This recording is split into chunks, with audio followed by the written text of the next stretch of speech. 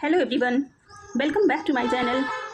आज के वीडियो में हम क्लास 5 के हिंदी विषय के PT1 एग्जाम के क्वेश्चन पेपर को सॉल्व करेंगे। ठीक है, ये करंट सेशन 2025-26 का PM श्री केंद्रीय विद्यालय का क्वेश्चन पेपर है। ठीक है, जिसके टोटल मार्क्स है 30 और टाइमिंग है 90 मिनट। तो यहाँ पे कुछ निर्देश दिए गए हैं, पहले वो पढ़ लेते हैं। सभी प्रश्नों के उत्तर देना अनिवार्य है, मीन्स कि जितने भी क्वेश्चंस दिए हुए हैं सबके आंसर आपने करने हैं। नंबर 2, शुद्ध एवं सुपाठ्य लेखन का ध्यान रखें। आपने बिल्कुल ही शुद्ध लिखना है, अच्छी राइटिंग में लिखना है। ठीक है। नंबर 3 पे है, सभी प्रश्नों के अंक उनके सामने दिए गए हैं। तो चलिए पेपर सोल्व करना स्टार्ट करते हैं। तो सबसे पहले है पठन, जो 10 मार्क्स के हैं। पद्यांश को पढ़कर नीचे दिए गए प्रश्नों के उत्तर लिखिए। ठीक है, अब यहाँ पे एक पद्यांश दिया गया है, उसको पढ़ के आपने प्रश्नों के उत्तर देने हैं। ठीक है। सुनो भाई गप, सुनो भाई शप, नाव में नदियाँ डूबी जाए, चींटी चली बाजार को, नौमन मल के तेल, ईंटें दो बगल में ले ली, सिर पर धर ली रेल। मीन्स की गप और शप दोनों दो भाई हैं, दोनों एक दूसरे से बात कर रहे हैं कि नाव में नदियाँ डूबी जाए। ऐसा होता है कहीं? नाव तो नदी में डूबती है, लेकिन यहाँ पे बोला जा रहा है कि नाव में नदियाँ डूबी जाए। चींटी चली बाजार को, चींटी कहाँ जा रही है? चींटी बाजार जा रही है। नौमन मल के तेल, और बहुत सारा तेल लगाकर वो बाजार को जा रही है। ईंटें दो बगल में ले ली, और उसने अपने बगल में 2 ईंटें भी ले रखी है। सिर पर धर ली रेल, और चींटी ने अपने सिर पर रेल भी रख ली है। ठीक है, तो इसके अकॉर्डिंग कुछ क्वेश्चंस दिए गए हैं, चलिए इसको देखते हैं। तो पहला प्रश्न है, कविता का शीर्षक क्या है? तो इस कविता का शीर्षक है, ऑप्शन है नौमन तेल, सुनो भाई गप, नाव डूबी जाए, या घोड़ा कूदे। तो सही आंसर इसका है सुनो भाई गप। ठीक है, इस कविता का शीर्षक क्या है? इस कविता का शीर्षक है सुनो भाई गप, तो बी हो गया हमारा सही आंसर। अगला है, नाव में नदियाँ डूबी जाए से क्या अभिप्राय है? ऑप्शन है नाव डूब रही है, नाव उड़ रही है, नाव तैर रही है, या फिर नाव खो गई है। तो इसमें नाव डूब रही है इसका अभिप्राय है। ठीक है, तो ये ऑप्शन हमारा सही हो गया। अगला है, कविता में चींटी कहाँ गई? कविता में हमने पढ़ा कि चींटी गई बाजार को, तो यहाँ ऑप्शन में है जंगल, नहीं, पहाड़, ये भी गलत हो गया, बाजार ये सही हो गया, हम इसमें टिक लगा देंगे। ठीक है। अगला प्रश्न है, कविता का भाव कैसा है? तो कविता का भाव कैसा है? वो हास्यपूर्ण है, मतलब कि हंसाने वाली कविता है। तो ऑप्शन देख लेते हैं, डरावना नहीं, गंभीर भी नहीं है, हास्यपूर्ण। जी हाँ, कविता का भाव हास्यपूर्ण है, तो ऑप्शन सी को टिक करेंगे। रहस्यमय भी नहीं है, हमारा सही ऑप्शन हो गया ऑप्शन सी, हास्यपूर्ण कविता है ये। अगला है, कविता में इन पंक्तियों में कितने प्रकार के जानवरों का उल्लेख है? तो यहाँ पे कविता में सिर्फ चींटी के बारे में बात की गई है ना। तो ऑप्शन देख लेते हैं, 2 नहीं, 4 भी नहीं, 5 भी नहीं, 1 है ना, सिर्फ चींटी के बारे में बात की गई है, तो हमारा सही ऑप्शन हो गया ऑप्शन डी 1। प्रश्न 2 है, गद्यांश को पढ़कर नीचे दिए गए प्रश्नों के उत्तर लिखिए। अब यहाँ पे एक पैराग्राफ दिया गया है, उसको पढ़कर आपने प्रश्नों के उत्तर देने हैं। ठीक है। अकबर के दरबार में एक दिन दूसरे राज्य से एक दूत आया, और जमीन पर एक रेखा खींच दी। ठीक है, अकबर के दरबार में किसी दूसरे राज्य से एक दूत आया, ठीक है, जो संदेश लेकर आते हैं ना उसको दूत बोलते हैं। वो आया और उसने जमीन पर एक लकीर खींच दी। ठीक है, रेखा खींच दी मीन्स लकीर खींच दी। उसने कहा, इसे बिना मिटाए छोटी करें। तो उसने क्या कहा कि इसको बिना मिटाए आप इस लकीर को छोटी करें। अकबर ने बीरबल को बुलाया, बीरबल ने उसके नीचे लंबी रेखा खींच दी। सब चकित रह गए। जब अकबर ने बीरबल को बुलाया तो उसके लिए तो यह काम बहुत ही ज़्यादा आसान था। उसने क्या किया, उसके लकीर के नीचे एक और लंबी लकीर खींच दी, जैसे उस दूत ने इतनी बड़ी लकीर खींची। ठीक है, और उसने बोला कि इसे बिना मिटाए इसे छोटी करें।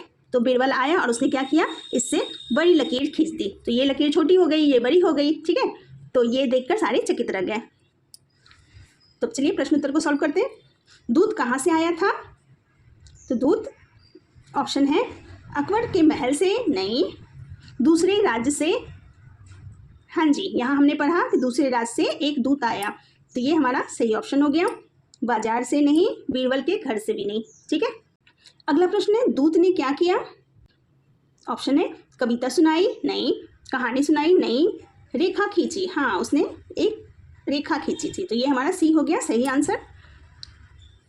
अगला प्रश्न है, अकबर ने किसे बुलाया? तो अकबर ने बीरबल को बुलाया था? ऑप्शन देख लेते हैं। तानसेन को नहीं, बीरबल को हाँ, तो ये हमारा हो गया सही आंसर बी। ठीक है, दरबारी को भी नहीं और रानी को भी नहीं, अकबर ने बीरबल को बुलाया, तो हमारा राइट ऑप्शन हो गया बी।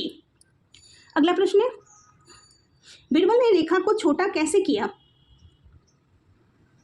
उसको मिटा दिया? नहीं, उसने मिटाया नहीं था। उसके ऊपर रंग भर दिया? नहीं, उसने रंग भी नहीं भरा था। उसके नीचे लंबी रेखा खींची? यस, उसने उस रेखा के नीचे लंबी रेखा खींच दी तो उसकी लकीर छोटी हो गई, उसको काट दी नहीं, तो हमारा सी ऑप्शन सही हो गया। अगला प्रश्न है, इस कहानी से क्या सीख मिलती है?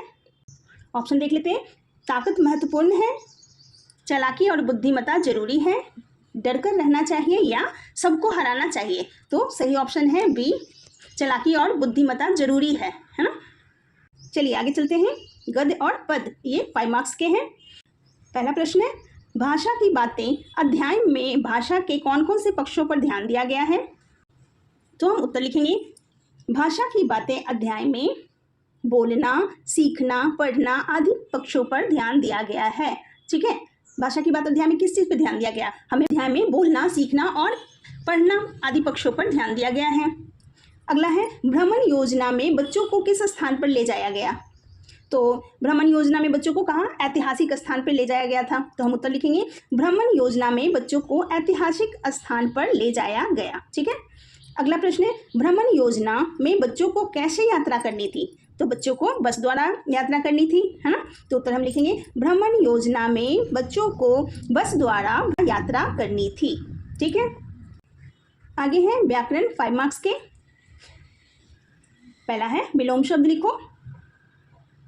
प्रकाश, तो प्रकाश का विलोम शब्द होता है अंधकार, अंधकार लिखेंगे।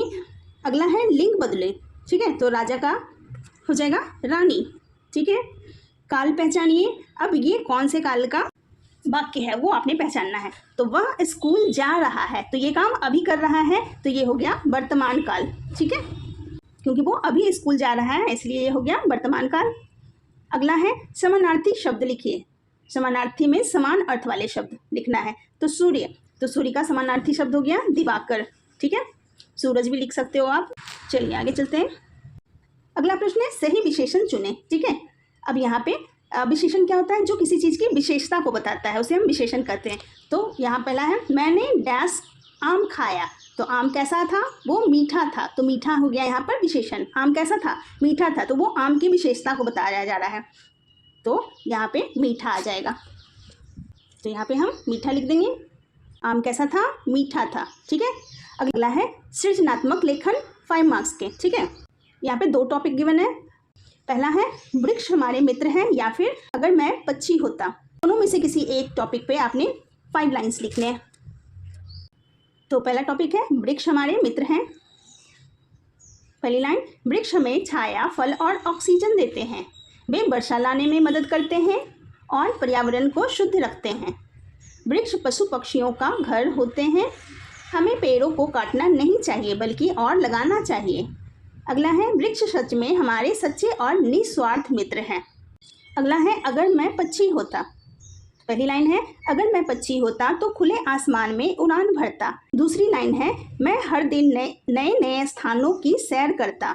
तीसरी लाइन पेड़ों की डालियों पर बैठकर गाता और नाचता। चौथी लाइन मैं लोगों को प्रकृति से प्यार करना सिखाता। पांचवी लाइन एक पक्षी बनकर मैं आज़ादी का आनंद उठाता। अगला है बर्तनी शुद्ध कीजिए। ठीक है, ये भी 5 मार्क्स के क्वेश्चन है। नीचे दिए गए प्रश्नों के निर्देशानुसार उत्तर दीजिए। पहला है सही शब्द पर गोला लगाओ। मित्र, ये मित्र हो गया। मित्र ये सही शब्द है तो इस पर हम गोला लगा देंगे। अगला है अक्षरों को जोड़कर लिखो। खुश प्लस किस्मत, तो क्या हो गया? खुश किस्मत, तो यहाँ हम खुश किस्मत लिख देंगे। अगला है शब्द को शुद्ध करके लिखो। मुस्कान, ये गलत लिखा हुआ है, शुद्ध करके हम लिखेंगे यहाँ पे मुस्कान। ठीक है, तो ये देखिए सही शब्द हो गया हमारा मित्र। अगला है अक्षरों को जोड़कर लिखिए, तो खुश किस्मत हो गया ये। मुस्कान, मुस्कान हम ऐसे लिखते हैं।